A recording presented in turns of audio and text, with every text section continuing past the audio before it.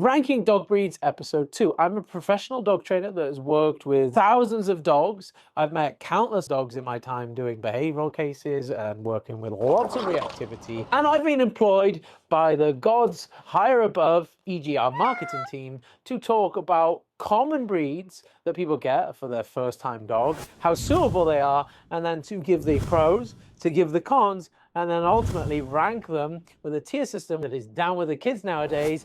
S standing for superior, A, B, and C, self-explanatory, and F for not great. And so we're going to kick things off with the Border Collie.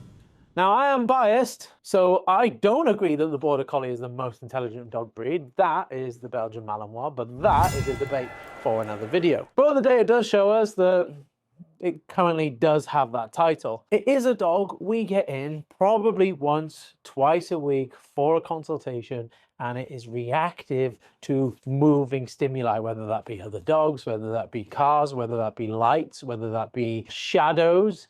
They're a dog that is easily triggered by movement. You could argue that they are the most proficient working dog, designed to work hours on end, day and night on farms herding sheep. Super intelligent, super high drive to work.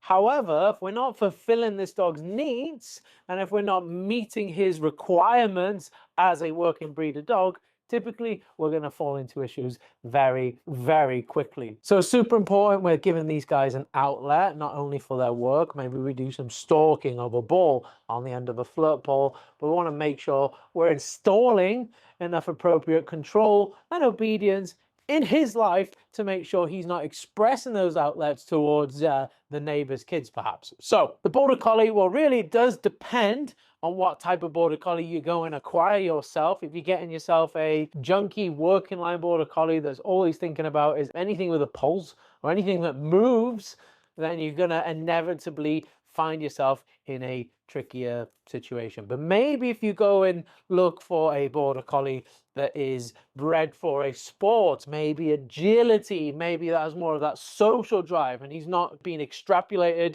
straight from a generation that was from a working farm, then you might be in luck. So for that reason and the disparity between the breed, I'm gonna go for tier B. I would say not for first-time dog owners. They are super intelligent. However, they are one of the dogs that we get the most problems with. Siberian Husky. Another breeder dog that is bred to work, but not only work, but work in very harsh conditions. These dogs can tolerate very low temperatures. So if you're expecting your Husky to want to sit in your house with you and cuddle up on the sofa without getting agitated and want to potentially even be outside, then you might want to get a Labrador or a Cavapoo instead. They're going to pull like a train. That doesn't mean you can't teach them how to loose lead walk, but they're going to have a natural propensity to want to pull. So what we typically do with this type of dog is we're going to teach them how to walk on a loose lead on perhaps one piece of equipment, maybe a collar, maybe a slip leash. And then what we're going to give them is opportunities and windows to pull on the leash using something like a harness that was designed to enable pulling dogs, to make sure that they're having an outlet for something they were put on Mother Nature's God-given green earth. I don't know, they were put on earth to do. They can be quite noisy, and they are escape artists, meaning that you're going to need a solid fence outside. They will dig under your fence, they will climb over your fence, and traditionally really difficult to recall train. This is why we're using remote collars a lot with this type of dog, to make sure that even when they're not overly drawn to come back to the owners, they're not going to run over to the next dog or potentially even across the road get themselves hit by a car. They're aloof, haven't got crazy social drives for the most part, which is going to help in some circumstances, e.g. less prone to separation anxiety, but not like we don't see this dog howling the house down day in, day out. Another really difficult breeder dog, and I'm sorry Husky owners, for them reasons, they're going to go down to tier C. No, F. Sorry again. Not really sorry. Next up, we have got the Greyhound. Let's go standard Greyhound, none of that Italian bullshit. And so we've got dogs that are quite literally the fastest dog on the planet. And although if you've ever seen a track race, they go crazy and they're going to be chasing the rabbit, they're actually typically a couch potato dog. They're actually really low maintenance. You're giving them a walk or two a day, they're going to sleep and snooze, and for the most part, an incredibly underrated dog. They can, however, when let them off the leash, can let their prey drive get the better of them. Now, I've worked with hundreds of greyhounds, and maybe on one or two occasions, I've seen these dogs fall into issues with other dogs that is being fueled by their untapped prey drive, e.g., chasing a little Pomeranian or something like that. And so, if they're well exercised, like many other dogs, making sure we're meeting these guys' needs, they're going to make really good fits for family pets. So, again, one of the most underrated dog breeds on the planet. There are rescue centers filled with ex-retired greyhounds, racing greyhounds, that you can take home tomorrow and will be the best dog that you ever had. And for that reason, our greyhound is going into S tier.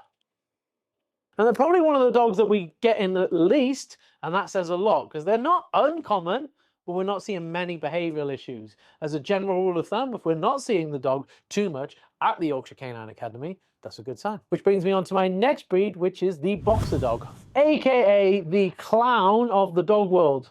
Pros: incredibly funny, incredibly athletic, really good engines. I don't know whether they do count as a brachiocephalic dog, e.g. a flat-faced dog, but they can, well, I know, experience difficulties breathing, and sometimes their engine, e.g. their energy capacity, does not marry up to their exhaust, e.g. the muzzle, and we can get a bit of a mismatch there where the dog really wants to exercise but sometimes lacks the breathing capability to maybe be as enriched in his exercise and have the outlet that he so wants to and needs to as one of the most athletic dogs. We've seen some of these dogs work. We've seen some of these dogs work in the protection world. Very capable dogs, however, very slow to mature. So you're going to meet boxers that are 3, 4 years old and they're acting like 6, 8-month-old puppies, and they're taking a while to really get into the swing of things. My family have had a couple of these. They are funny. They are full of character, and you will not have a day where they won't make you belly laugh. And I mean seriously laugh. So I'm gonna rank these a B, and the only thing that's bringing them down here is maybe some of the health issues that may be associated with their muzzle, or their snout, should I say. And if you do want a boxer, you're gonna have to be prepared to essentially have a puppy for 3 or 4 years, which for me, I don't want. So moving on to our next dog, the English Bull Terrier, another comedian of the dog world. A very iconic appearance. If you've ever seen Oliver Twist, I believe there's a dog called, what is he called?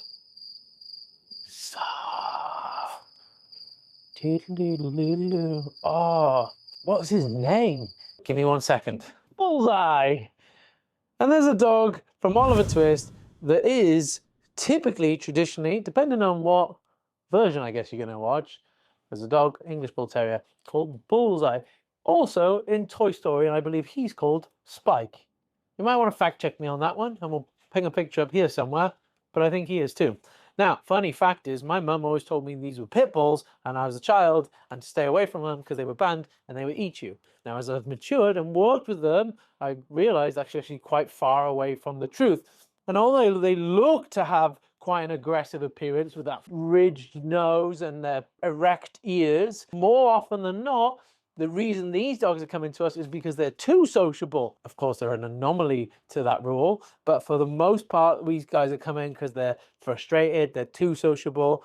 Now, these are really, really athletic dogs. Maybe their height lets them down from being dog Olympians, but they're super athletic. They are super versatile. I've seen these dogs compete in agility. I've actually recently seen one compete in PSA, the sport in which I compete with my dog also, who's a Malinois. So these guys keeping their own with the big boys can be, I'm going to say, quote unquote, stubborn. I don't think it's such thing as a stubborn dog. The dog either doesn't know what you're asking and therefore your training's bad, or it's a bit stupid, or they're just not motivated to do as you say. Maybe they're just more motivated to do what they want, and maybe that in itself is the definition of stubborn. So they can be stubborn. They are also very funny, or find themselves sat in funny positions. They have very low self-preservation drive, meaning that they're willing to put themselves in harm's way to chase things perhaps, or to even jump on the sofa. and bounce off. They are prone to skin issues, the white ones especially. However, I'm going to give this dog the ranking of A tier. English Bull Terriers, another underrated dog. I promise if you get one, you will love them more than anything. But just like a lot of our bull breeds, proper socialization, avoid the frustration with loads of motivational work towards you, and making sure we're putting obedience on them no later than, I don't know, 8 months old. Which brings me on to my most requested dog that makes this list. And I actually can't believe he didn't make the last episode, but it is the good old German Shepherd dog. A little bit like the Border Collie. Has the propensity to work unlike any other dog. Traditionally used in protection, in guarding. They're a herding dog though. Shep herd, sheep herd. They're going to be protective. You're potentially their territory. They're going to be potentially overly possessive of you if you don't put enough boundaries in place.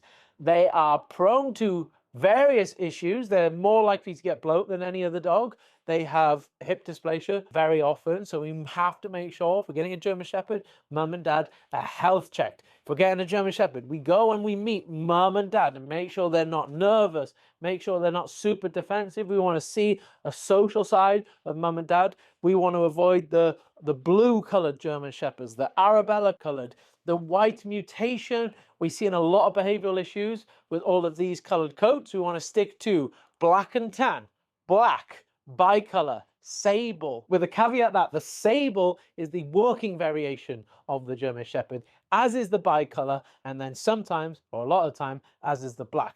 And then you're going to have the black and tan traditional Cruft style as the show line, but that doesn't mean they're going to be an easy dog. Underestimated in what they actually need. We typically see people get a German Shepherd when their dad had one, their grandma had one, my grandma had 3, and then we underestimate just how much they need. They are a dog that is super intelligent. They're a dog that potentially is super motivated, but just like the Belgian Malinois, except for not as good, just like the Belgian Malinois, they're going to easily pick up on unwanted behaviors as quickly as they're going to pick up on wanted behaviors.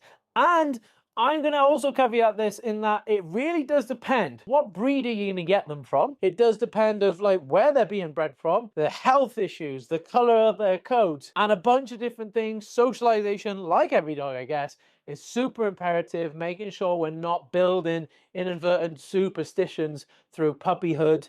And I'm going to sit the German Shepherd, and only on the basis that this video is for first-time novice dog owners, for the most part.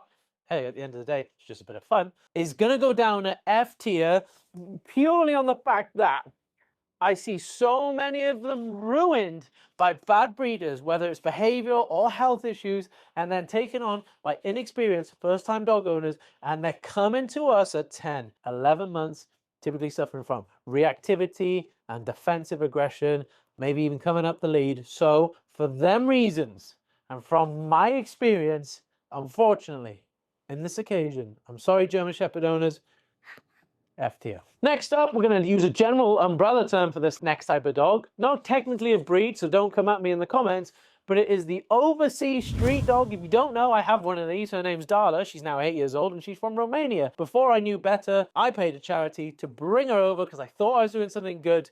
And next thing I know, I've got this dog that's essentially a dingo in my front room that behaves totally different to my other dog. I'm dead set sure that these are not Canis familiaris and they're their own breed entirely. For that reason, they don't make great first-time dog for first-time dog owners. They are typically defensive. They are nervous. A lot of these dogs come out of different herding style breeds for these countries that have lots of farms, lots of space. They've got shepherds. They've got your German Shepherds, your Caucasian Shepherds, your Eastern Village dogs, your Anatolian Shepherds, your Carinthium, that might be wrong, Carpathium, I also don't know, type of Shepherd dogs. Couple more defensive breeds in there. We see the Doberman. For some reason, every dog on the planet has some sort of, every crossbreed on the planet anyway, has some sort of like 3% Chihuahua. Again, they can be little And so we get this concoction of a dog that is really poorly socialized. We get a mix of super defensive dogs, and when you combine those two things, you're gonna have behavioral issues. So although I love Darla, you're very sorry, Darla, I love you, but unfortunately, you're gonna have to go down to F tier purely because of you bit me 3 times as a first-time dog owner 8 years ago, and so I don't want that for anyone else. So on this occasion, our overseas street dogs, and again, there are exceptions. We do see a lot of street dogs nowadays that are coming over, super friendly, super social. It makes no sense. It almost feels like these charities have figured out how to sell second-hand dogs to idiots like me that thinks they're going to go and do a good thing by rescuing this dog that was more than happy on the streets running around with his brother and sister. If you've ever been to one of these countries, for the most part, I went to Turkey not to get my teeth done. Beside the point, there was loads of street dogs there and they were all really, really happy. That can't be the same for every country, but sometimes I think it's in the best interest of the dog to leave them as they are. And next up, we have the Staffordshire Bull Terrier. Iconic, very popular here in England. Every homeless person you see seems to be accompanied by a very well-trained staffy. I have no idea why, just an observation. I have no theories either. A dog that is super sociable to people, but we have to remember they were a bait dog. They're not a nanny dog created for bull baiting. Staffordshire Bull Terrier. And the terrier means they are also tenacious. Theoretically, taking a bull breed and a terrier and combining them both is a recipe for disaster. With that said, do we love the staffy? Yes, we do love the staffy. Are they great for first-time dog owners? Well, really does depend. I got a staffy cross from my actual first-time dog as an adult, Ranger, who you all know and have learned to love. And he's mostly staffy with some shepherd. And he was a little shit, but we turned things around pretty quick and they ended up being a really great dog. So this type of dog will always have a special place in my heart. Very popular here, but more so down to frustration issues. Social with people. You don't want a bait dog that's not sociable with people, but does have the propensity to show a little bit of, let's say, aggro to other dogs. And so for that reason, we don't want any unsuspected first-time dog owners thinking that this is going to be best friends with everyone, but if we're aware of that, we can make sure we're socializing right, putting the appropriate control and obedience on our dog, and they can make good first-time dogs. They can. I'm going to go and put them in B. Just observations here. Just a bit of fun. Don't get upset. Doesn't really matter. I can't decide what dog you get. I think you should get a Greyhound. I don't think you should get a Belgian Malinois or a German Shepherd. But hey, I'm just some guy on the internet. What the f do I know? And last on our list for today, if you want another episode, comment below. Comment what breed you want to see up next. We've got the King Charles Cavalier Spaniel. When I was 10 years old, I dated a girl and she had one of these. And every time I went over her house, I met this dog and she was great. Her name was Lily. That was my first exposure. And since then, I've always had a soft spot in my heart for this dog. However, they all die of the same brain disease. I forget the name of, we're going to pop it up above my head now, Susie. There it is, look. Probably can't pronounce it either, which is a shame because of these dogs and their temperament are absolutely 10 out of 10. They look a bit poncy, but that's okay because they make up with it with their really lovely, kind, natured personality.